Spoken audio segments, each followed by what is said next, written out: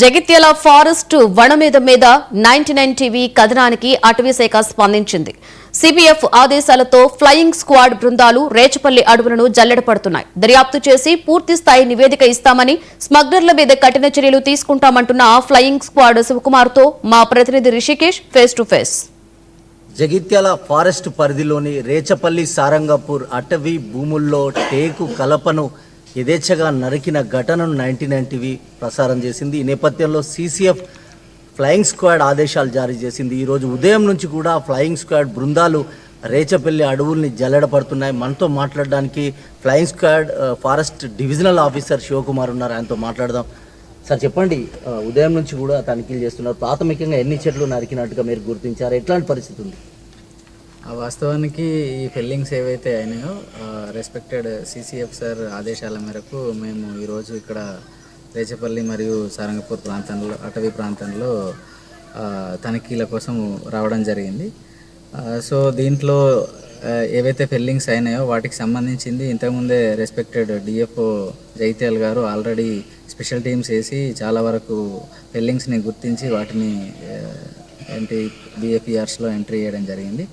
So ఇంకా ఏమైనా ఉన్నాయా, తర్వాత ఫర్దర్ దాంట్లో ఏమైనా లోపాలు ఉన్నాయా అని చెప్పేసి మేము తనిఖీ చేయడానికి రావడం జరిగింది.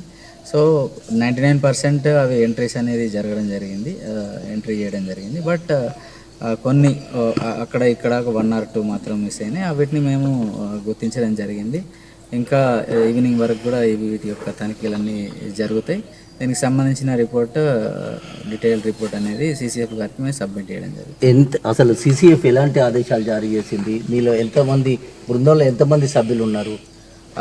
మేము ఫ్లయింగ్ స్క్వాడ్ బృందం నుంచి 4 వచ్చాము. సో మిగతా ఇక్కడ లోకల్ స్టాఫ్ అసిస్టెంట్స్ తోటి కూడా 3 బృందాలుగా అయి చేస్తున్నాము.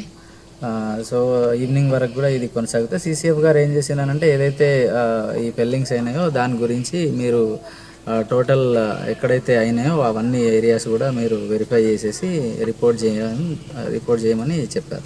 సార్ మీరు చెప్తున్నారు డిఎఫ్ఓ పరిధిలో ఇదంతా కౌంటింగ్ జరిగింది అన్నట్టుగా చెప్తున్నారు. 27వ తేదీ మేము ప్రసారం చేసినప్పుడు ఏ చెట్టుకు కూడా మార్కింగ్ లేదు. నిజంగా మార్కింగ్ ఉంటుందా? ఎట్లాంటి పరిస్థితి ఉంటుంది? ఇప్పుడు మేము చెక్ చేసిన అయితే అన్నిటికీ మార్కింగ్ ఉంది. మెజారిటీ ఆఫ్ ద 99% మార్కింగ్ ఉంది. ఓకే, ఇంకా మీరు పూర్తిగా వెళ్ళాల్సిన ప్రాంతం ఉంది కదా? ఇంకా కొంత ఉన్నది. ఇప్పటి వరకు మేము మార్నింగ్ నుంచి ఇప్పటి వరకు ఏదైతే వేసామో వాటిలో చాలా వరకు మెజారిటీ పోర్షన్కి మార్కింగ్ చేశారు. స్పెషల్ టీమ్స్ చేయడం జరిగింది. కొన్ని మాత్రం మిస్ కావడం జరిగింది. వాటికి మేము ఎంట్రీ చేసాము. సార్ యథేచ్ఛగా జరుగుతున్న ఇట్లాంటి నరకవేత అంశం వెనుక ఏదైనా స్కామ్ ఉందా, లేక ఏదైనా మాఫియా ఏమైనా ఉందా? ఎట్లా అంటారు? ఇంత అట్లాంటిది ఏం లేదండి. లోకల్ కొన్ని వాళ్ళు తీసుకుపోయినట్టు ప్రాథమికంగా నిర్ధారణకు వస్తుంది. ఫర్దర్ డీటెయిల్డ్ ఎంక్వైరీ చేయడం జరుగుతుంది. ఎందుకంటే ఇవాళనే స్టార్ట్ చేసాం కదా. దీనికి సంబంధించిన అంతా కూడా సిసిఎఫ్ గారికి రిపోర్ట్ చేయడం జరుగుతుంది. సార్ ఇంత సాంకేతిక ఉన్నటువంటి ఈ సందర్భాలలో డిఎఫ్ఓ గారికి తెలియకుండా లేదా ఆర్ఓ స్థాయిలో తెలియకుండా ఇంత ట్రీ ఫెల్లింగ్ జరుగుతుంది అంటారా? అంటే ఇది దీనికి సంబంధించిన అసలు ఎలా మీరు అడిగిన దానికి అసలు ఇంత ఈ రకంగా ఎట్లయింది అనేది నిర్ధారించాల్సి ఉన్నది. ఇంకా ఇప్పుడే మనం దాన్ని కంక్లూడ్ కాలేము. ఓకే సార్, మీరు అన్నట్టుగా నివేదిక కావచ్చు, రిపోర్ట్ సిసిఎఫ్కి ఎన్ని రోజుల సమయం పట్టే అవకాశం ఉంటుంది?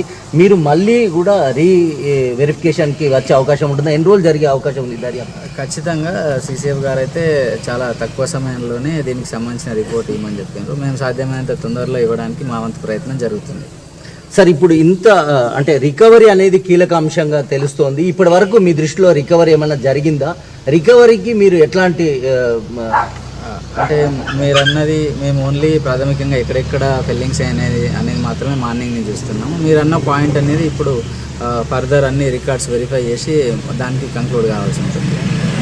సరే, అంటే ఇప్పుడు ఒక అటవీ శాఖ మీద ఒక ఆరోపణలు ఉన్నాయి. కేవలం సెక్షన్ ఆఫీసర్ వరకే ఆ లెక్కలన్నీ చూపించేస్తారు. కింది స్థాయి ఉద్యోగుల్ని బలిపశువులు చేస్తున్నారు.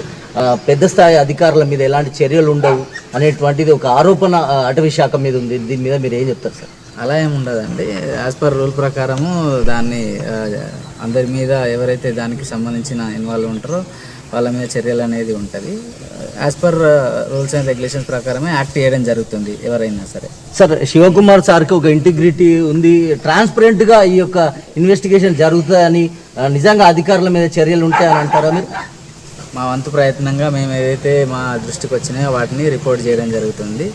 సో దానికి సంబంధించింది అధికారులు దానికి తగ్గట్టు చర్యలు తీసుకుంటారు. ఓకే, ఇది మొత్తంగా జగిత్యాల ఫారెస్ట్ పరిధిలో జరిగిన చెట్ల నరికివేత పైన పూర్తి స్థాయిలో దర్యాప్తు నిర్వహిస్తామని అధికారులు కావచ్చు, ఇతరుల ఎవరి పాత్ర ఉన్నా వారిపై సమగ్ర నివేదిక అందజేస్తాం, దానికి తగినట్టుగా కఠిన శిక్షలు విధిస్తామని FDO శివకుమార్ చెప్పారు.